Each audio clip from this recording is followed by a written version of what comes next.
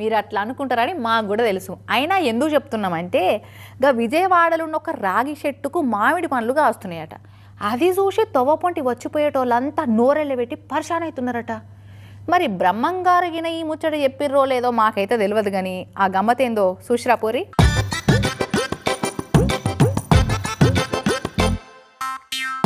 చెట్టు ఏమో రావి చెట్టు, కానీ కొమ్మలకున్న పండ్లేమో మామిడి పండ్లు. ఇక చూడు ఈ గమ్మత్ ఎట్లుందో, కొమ్మ కొమ్మకో పండనట్టు ఎట్లా పక్వానికి వచ్చి నిగనిగలాడుకుంటా ఏలాడుతున్నాయో.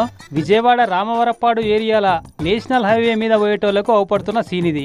మరి మ్యాటర్ ఏందయ్యా అంటే పైసా ఖర్చు లేకుండా మామిడి పండ్ల బిజినెస్ కు ఫుల్ పబ్లిసిటీ ఇస్తుండు ఈ రకంగా ఓ పండ్ల వ్యాపారస్తుడు. రాగి చెట్టు కొమ్మలకు దారాలతోటి మామిడి పండ్లను గట్టి పెడితే తొవ్వంట పోయేటోళ్ళంతా ఇదేంద్రో చిత్రం అని చెప్పి పరిశానై ఆగి చూసి నవ్వుకొని అట్లనే పండ్లు కొనుక్కొని పోతున్నారట.